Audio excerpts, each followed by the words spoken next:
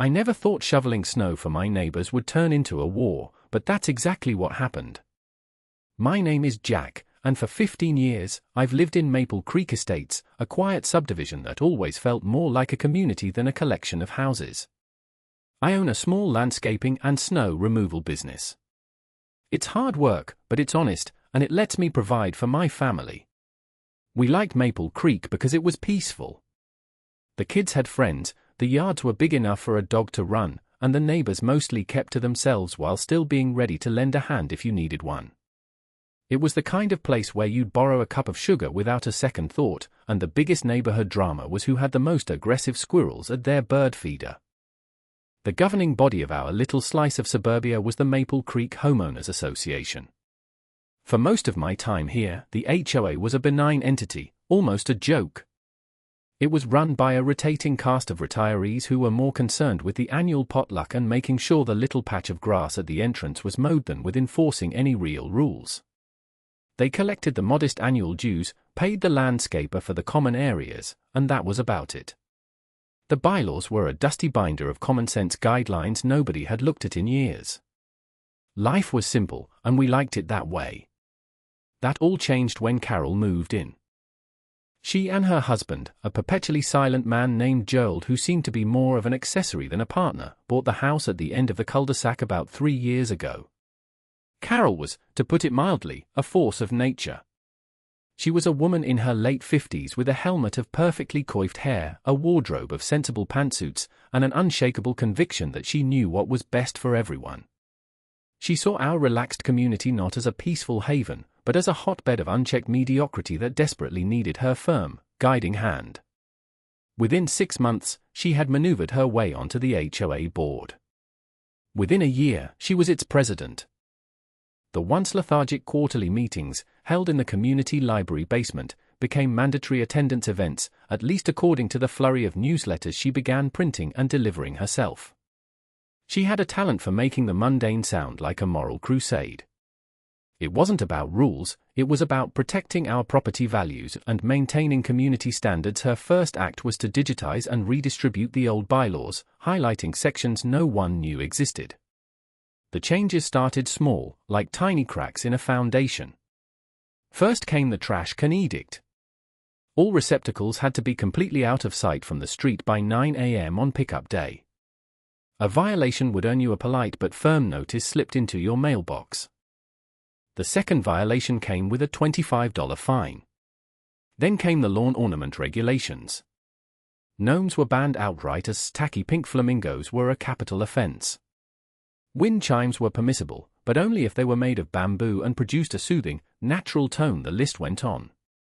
Mailbox colors were standardized. Holiday decorations had to be taken down within 10 days of the holiday itself. The initial grumbling was quiet. Most people, myself included, found it easier to just comply than to argue over something so trivial. It was annoying, but it wasn't worth a fight. We tolerated it, assuming it was a phase, a new president flexing her muscles before settling down. We were wrong. It wasn't a phase, it was a prelude. The winter that year was brutal. It started with a persistent, biting cold in November, and then, in mid-January, the storm of the decade rolled in. The weather forecasters called it a snowpocalypse, a term that usually felt like hyperbole, but this time it was an understatement. It started snowing on a Friday afternoon and didn't stop until Sunday morning. When we finally woke up to a world of blinding white and profound silence, there were nearly 3 feet of snow on the ground. The city was completely paralyzed. They declared a state of emergency, and the news said it could be days before residential streets were touched by a municipal plow. This was my element. My business had a heavy-duty pickup with a commercial-grade V-plow and a Salter attachment. While my contracts were with commercial lots and businesses across town, my neighbors were my priority in a situation like this. I fired up the truck around 6 a.m. on Sunday. The diesel engine rumbled to life, a comforting sound in the frozen stillness. My first stop was Mrs. Gable's house. She was an 80-year-old widow who lived alone 2 doors down. There was no way she could handle this much snow. I cleared her driveway and her walkway to the front door, then moved on to the Millers, who had a new baby. I did their place next. By the time the sun was fully up, I had cleared a path down the center of our entire street, connecting us to the main road, which was still untouched but at least passable for a four-wheel drive vehicle. I wasn't charging anyone a dime. This was just what neighbors did. I was just finishing the last pass on the main lane when I saw her. Carol, dressed in a pristine snowsuit that looked like it had never seen a snowflake before, was marching down her perfectly cleared driveway, a thermos in one hand and a clipboard in the other. She flagged me down, her expression a mixture of disapproval and grim satisfaction. I put the truck in park and rolled down the window, a blast of cold air rushing into the warm cab. "Morning, Carol," I said, trying to keep my tone friendly. "Bit of a mess, who?" She ignored the pleasantry.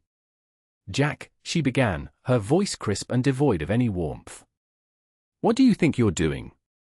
I was a little taken aback. "Just clearing the street. Helping folks get out if they need to." Her eyes narrowed. "You are operating unregistered commercial machinery on common HOA property. It's a direct violation of Bylaw 17, Section C," and I blinked at her. "Bylaw 17? Carol, it's a snowstorm. People are trapped in their homes. What if someone has an emergency?" "The bylaws exist to maintain order, especially during an emergency," she retorted, as if she had rehearsed the line. "The use of private, commercial-grade equipment for modification of common areas is strictly forbidden without prior written approval from the board and proof of a $5 million liability insurance rider naming the Maple Creek HOA as an insured party." She was quoting it verbatim. She had actually memorized the rule book. The sheer absurdity of it was staggering. "You want me to file paperwork to help my neighbors in a blizzard?" I asked, my voice rising slightly. "I want you to cease and desist immediately," she said, her tone final. "You are creating a noise nuisance before 8 a.m., and you are creating a liability for the entire community. This is your one and only verbal warning. The next step is a formal citation and a $200 fine." I stared at her, the diesel engine rumbling beneath me.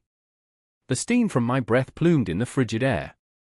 Behind her, I could see Mrs. Gable's front door open. The old woman waved weakly, a grateful smile on her face. I looked back at Carol's cold, determined face. This wasn't about liability or noise. This was about power. It was about her being the one in charge, even of a snowstorm. I put the truck in drive. "Duly noted, Carol," I said, and I drove away, leaving her standing there with her clipboard in the middle of the winter wonderland I had just tamed. I had won the small battle of clearing the street, but I knew, with a sinking feeling in my gut, that she had just declared war. A week later, a smaller storm blew through, depositing another 6 inches of wet, heavy snow. It was enough to be a nuisance but not a neighborhood crippling event. Mindful of Carol's threat, I was more selective this time. I woke up early and cleared my own driveway, then drove my truck down to Mrs. Gable's house and did hers as well. I made sure to be quiet, and I didn't touch the street itself, the common property. I was just helping a single elderly neighbor and taking care of my own home. I figured even Carol couldn't find fault with that. I was wrong again. The next day, tucked under the windshield wiper of my personal car, was a crisp white envelope with the Maple Creek HOA logo on it.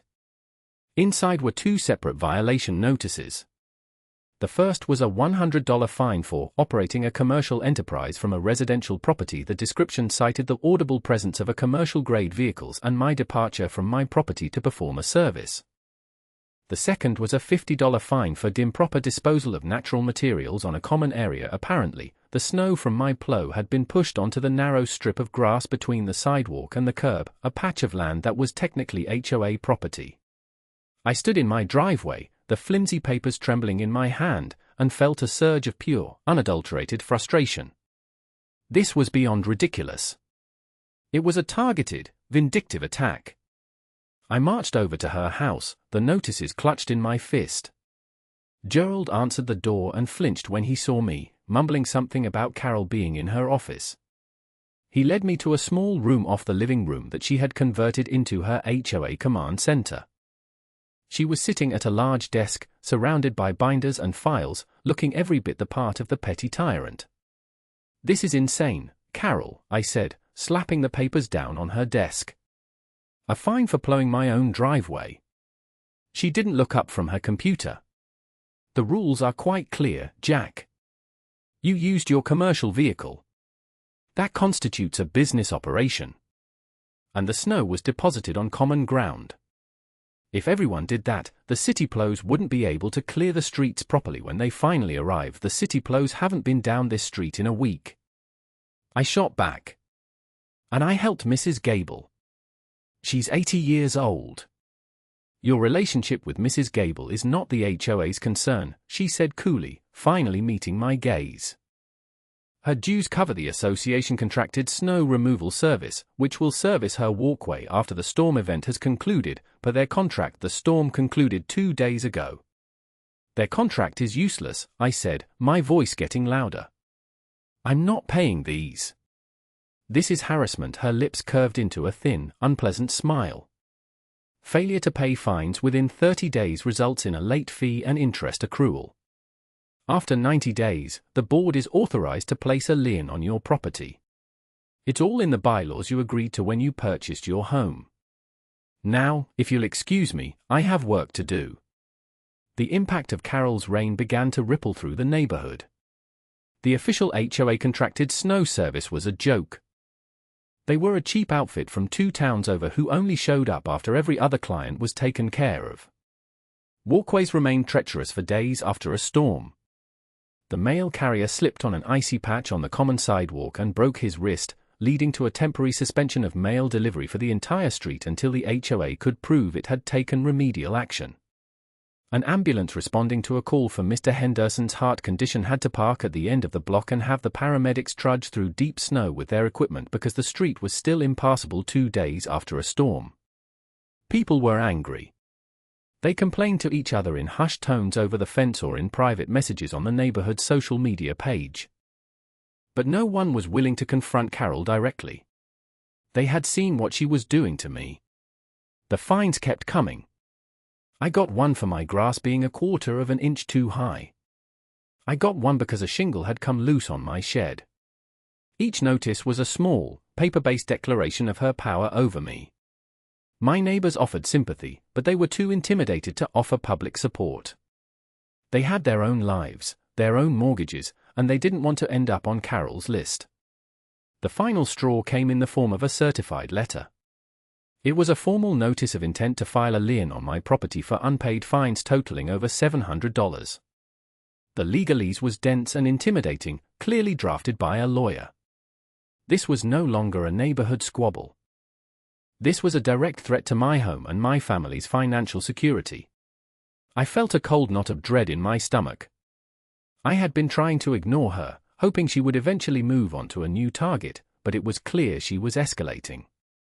She wanted to make an example of me. That afternoon, I found myself sitting in the polished mahogany office of Mr. Davies, a lawyer who specialized in real estate and contract law. He was a calm, methodical man in his 60s with reading glasses perched on the end of his nose. I laid out the whole story, spreading the violation notices and the lien threat across his desk like a losing hand of cards. He listened patiently, nodding occasionally, his fingers steepled under his chin. When I finished, he leaned back in his leather chair and sighed. "Well, Jack," he said, his voice even. "The bad news is that she appears to be following the procedural letter of your HOA's governing documents. They are, frankly, terribly written.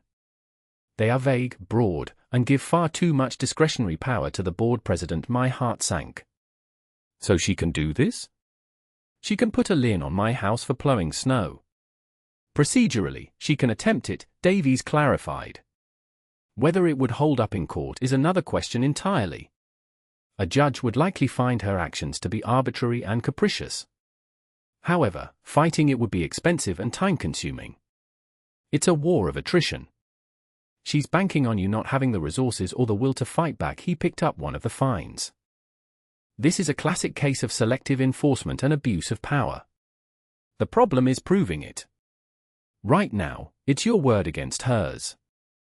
So what do I do? I asked, feeling a sense of helplessness wash over me. Mr. Davies leaned forward, a glint in his eye. You don't fight her on her terms. You change the battlefield. An HOA is a non-profit corporation. As a homeowner, a member of that corporation, you have rights.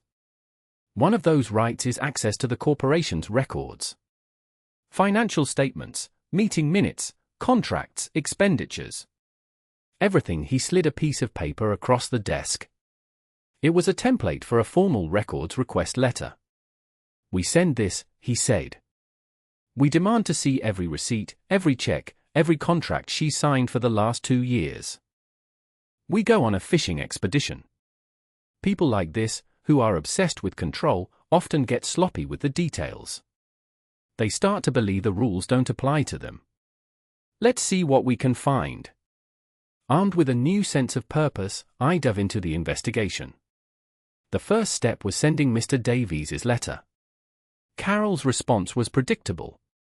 She sent a letter back stating that my request was overly broad and burdensome and that I could schedule an appointment to view the records in her presence, in her home office, for 1 hour per week.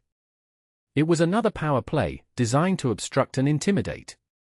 But Davies had anticipated this. He sent another letter, citing state statutes governing non-profits, and reminded her that failure to provide reasonable access to records could result in legal penalties and a court order. Reluctantly, she complied, giving me a 3-hour window the following Saturday. I also started talking to my neighbors more strategically. I sought out Arthur, a retired accountant who had lived in Maple Creek since the houses were first built. He was one of the original HOA board members from back when it was just a formality. We sat in his study, surrounded by books and the smell of old paper. Carol's a piece of work, isn't she? He said, chuckling grimly. This HOA was never meant to be a police state. It was a way to share the cost of landscaping the front entrance. I told him about the records request. His eyes lit up. Good, he said. I stepped down when she took over. Her methods were aggressive. She pushed through a special assessment last year for common area improvements. I never saw a detailed breakdown of the costs. A lot of us just paid it to shut her up. That Saturday, I walked into Carol's home office feeling like I was entering enemy territory. The air was thick with tension. She sat across the desk from me, watching my every move as I painstakingly photographed every page of her financial ledgers and meeting minutes with my phone. The records were a mess, a mix of handwritten notes, crumpled receipts, and poorly organized spreadsheets. It was clear she wasn't an accountant. But amid the chaos, I started to notice a pattern. There were numerous payments made to a handful of companies for services like tree trimming, sprinkler repair, and fence maintenance, but the invoices were vague and lacked detail. The amounts were often just under the threshold that would require a full board vote. While this financial deep dive was happening, a new conflict was brewing. Carol's latest pet project was the Maple Creek Beautification Initiative. The centerpiece of this initiative was a new, 6-foot-tall privacy fence to be erected along the back property line of all the homes on our side of the street, which backed up to a small patch of woods. She claimed it was for security and aesthetic uniformity. Of course, this project would require another special assessment, a hefty one this time, of nearly $2,000 per household. To facilitate the project, the HOA had hired a surveying company to mark the property lines. Small wooden stakes with pink ribbons appeared in everyone's backyard. Carol's argument was that the original property plots were decades old and ambiguous, and this new fence would establish a clear, permanent boundary. My property, along with several others, would lose a thin sliver of land, maybe 2 or 3 feet, to the common area on the other side of the fence. It seemed petty, but it was part of a larger pattern of her seizing control. My son, Tom, who was 16, and his best friend, Liam, were typical teenagers. They spent most of their time playing video games or messing around in the woods behind our houses. One Friday night, they were out later than usual, engaged in some ill-advised mission to find a geocache they had seen online. It was nearly midnight, and the woods were dark and quiet. As they were making their way back towards our yard, cutting through the common area, they saw a pair of figures moving stealthily near the new survey stakes. They ducked behind a large oak tree, their teenage adventure suddenly turning into a real-life spy mission. They recognized the figures immediately. It was Carol and her silent husband, Gerald. They were armed with a mallet and a tape measure. Tom pulled out his phone, his hand shaking slightly, and started recording. The video was grainy and dark, but it was damningly clear. It showed Carol directing Gerald as he methodically pulled up the survey stakes along the back of their own property and the property of their next-door neighbor, a quiet family who rarely attended meetings. He would then carefully measure a few feet into their neighbors' yards and hammer the stakes back into the ground. They were literally moving the property lines in the dead of night, subtly expanding their own backyard at the expense of their neighbors. They were stealing land, inch by inch. When Tom showed me the video the next morning, my blood ran cold. This changed everything. This wasn't just a petty tyrant drunk on bylaw enforcement anymore. This was calculated, criminal fraud. The snowplow fines, the harassment, the messy books, it all snapped into focus. It was all part of the same pathology of a person who believed they were above the law, entitled to whatever they wanted. I immediately uploaded the video to my computer and made 3 separate backup copies. Then I called Mr. Davies. I met with him on Monday morning. I didn't even say hello. I just walked into his office, sat down, and placed my laptop on his desk. I played the video for him. He watched it once, then a second time in silence, his expression hardening. He leaned back and let out a low whistle. "Well, he said softly. "She's not just a bully. She's a common thief." He looked at me, a genuine smile spreading across his face for the first time since I'd met him. "Jack, this is it. This is the cannonball that sinks the ship. The financial irregularities are one thing, we can argue about sloppy bookkeeping. But this is clear, irrefutable, criminal intent. This is leverage." Our strategy shifted instantly. We were no longer on the defensive, trying to fend off fines and liens. We were on the attack. Davies's advice was precise. First, we get our own survey. Hire the most reputable firm in the county. We need an official, certified plot map that will stand up in court. Second, we don't show our hand yet. Let her proceed with her fence project meeting. Let her dig her own hole a little deeper. And third, he said, leaning in, we prepare for a public unveiling. This isn't something we handle in a quiet letter. This is something the entire community needs to see. The next 2 weeks were a blur of calculated preparation. I hired a top-tier surveying company. Their report came back confirming what the video showed. The official property lines, as filed with the county registrar, were exactly where they had always been. The stakes had been moved nearly 4 feet onto the neighbors' properties and a good 2 feet onto mine. I continued my review of the HOA financials, and with this new lens of criminal intent, the picture became clearer. The company awarded the contract for the fence project, Prestige Fencing LLC, had a bid that was 30% higher than 2 other local companies. A quick search of state business records revealed the owner of Prestige Fencing was one Daniel Miller, Carol's brother-in-law. She was planning to use our special assessment money to enrich her own family. With Arthur's help, we began to quietly rally the neighbors. We didn't show them the video yet. We simply laid out the facts we had uncovered, the exorbitant cost of the fence, the questionable bidding process, and the loss of property for many homeowners. The discontent that had been simmering for months began to boil over. Arthur, using his status as a long-time resident, formally petitioned for an emergency HOA meeting to discuss the fence project and the special assessment. According to the bylaws, the very rules Carol loved to weaponize, a petition signed by 20% of the homeowners required the board to hold a meeting within 15 days. We got signatures from over half the neighborhood in a single evening. The night of the meeting, the basement of the community library was packed. I had never seen so many of my neighbors in one place. The air was thick with anticipation and resentment.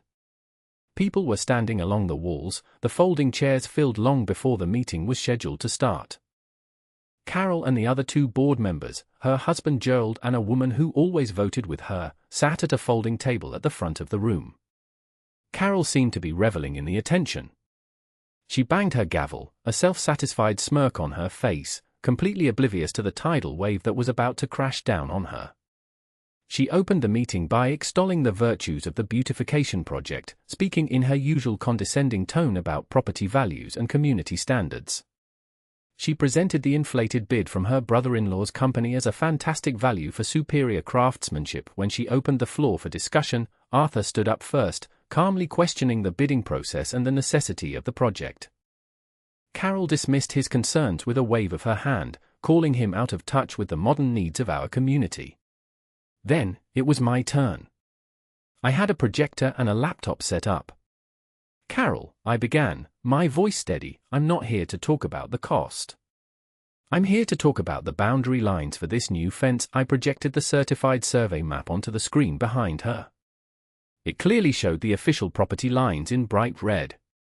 "This is the legal survey of our properties, pulled from the county records and confirmed by a licensed surveyor last week." A murmur went through the crowd. I then superimposed the proposed fence line from her plan onto the map. The discrepancy was obvious. "As you can see," I continued, "your proposed fence would seize private property from at least 5 homeowners, including myself." Carol's face began to pale. That's a disputable interpretation," she stammered. "The original plots were ambiguous." "There's nothing ambiguous about it," I said calmly. "But I do wonder how the survey stakes, which were placed by a professional firm, ended up being moved. Luckily, we have an answer to that." And then, I played the video. I played it on the big screen for everyone to see. The grainy, nighttime footage of Carol and Gerald, mallet and tape measure in hand, surreptitiously stealing their neighbor's land. The room fell into a stunned, deafening silence. You could have heard a pin drop. People stared at the screen, then at Carol, their mouths agape. The silence was broken by a single, shouted word from the back of the room: "Thieves!" Suddenly, the room erupted. People were on their feet, shouting, pointing at Carol. Her face had gone from pale to a blotchy, furious red. "This is an outrage! That video is fake!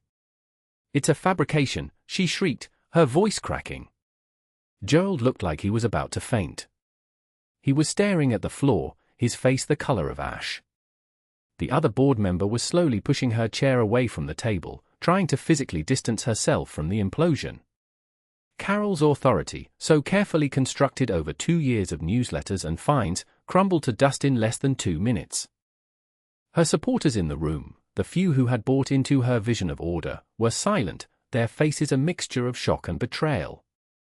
The vast majority, who had been cowed into submission, were now a unified, angry mob. They saw her not as a leader, but as a common criminal who had been caught red-handed. What Carol didn't know was that Arthur, anticipating a volatile situation, had quietly called the local police department before the meeting started.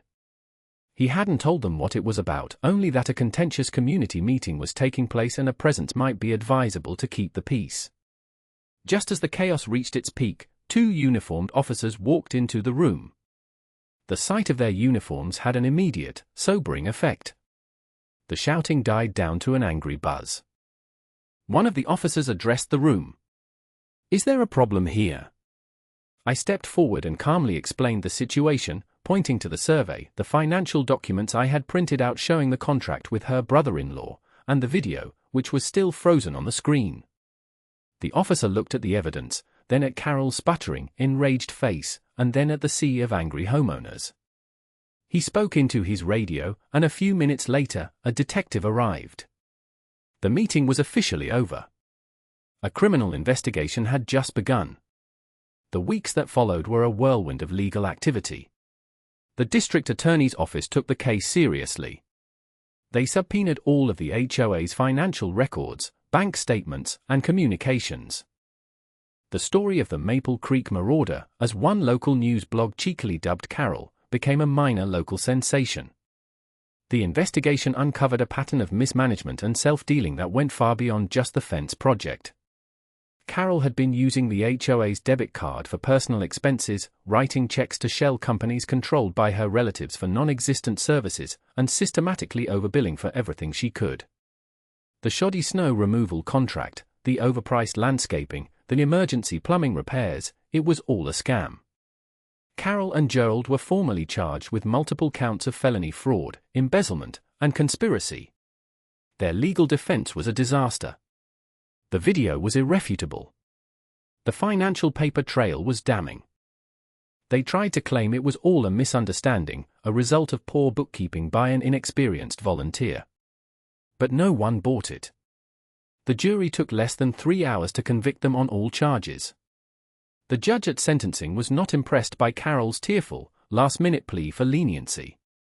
He called her actions a grotesque abuse of the trust of her neighbors and a calculated campaign of theft and intimidation. She was sentenced to 2 years in a state correctional facility and ordered to pay over $80,000 in restitution to the Maple Creek Homeowners Association.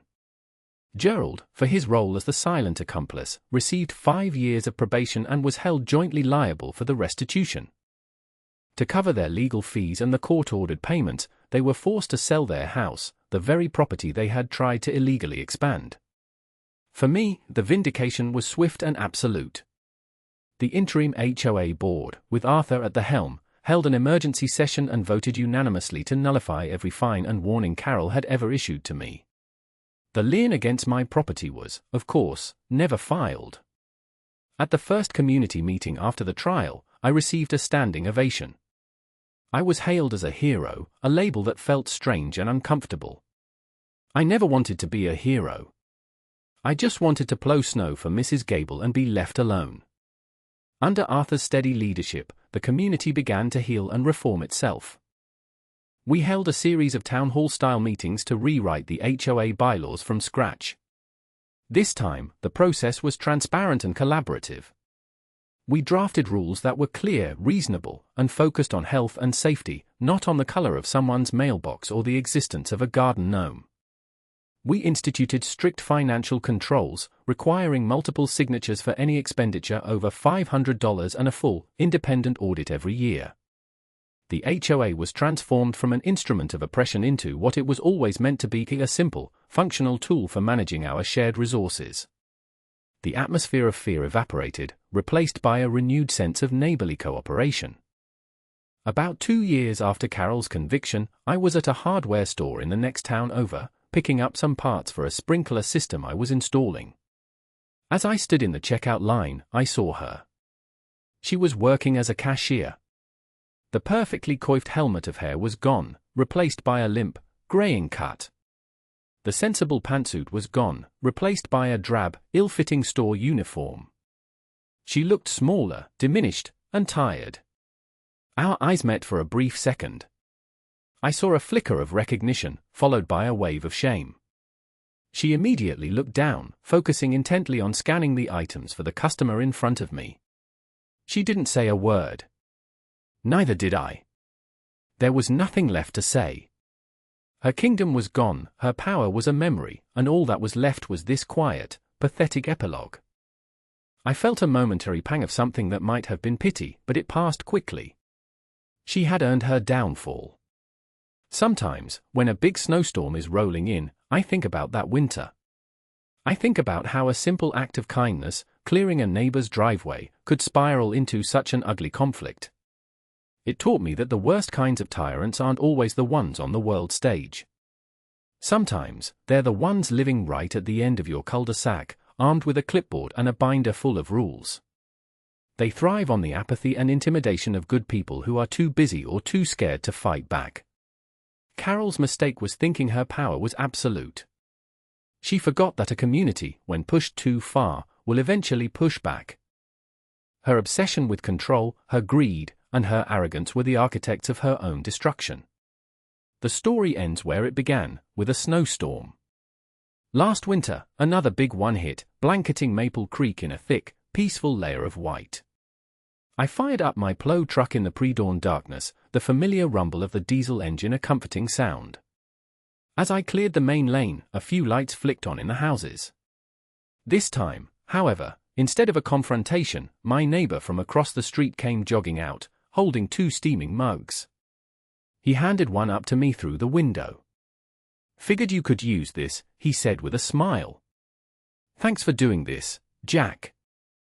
We all appreciate it. I took a sip of the hot coffee and looked down the street I had just cleared, a safe path for my friends and neighbors. The war was over. We had won. And I was finally back to just being a guy with a plow, helping out in a neighborhood that felt like home again.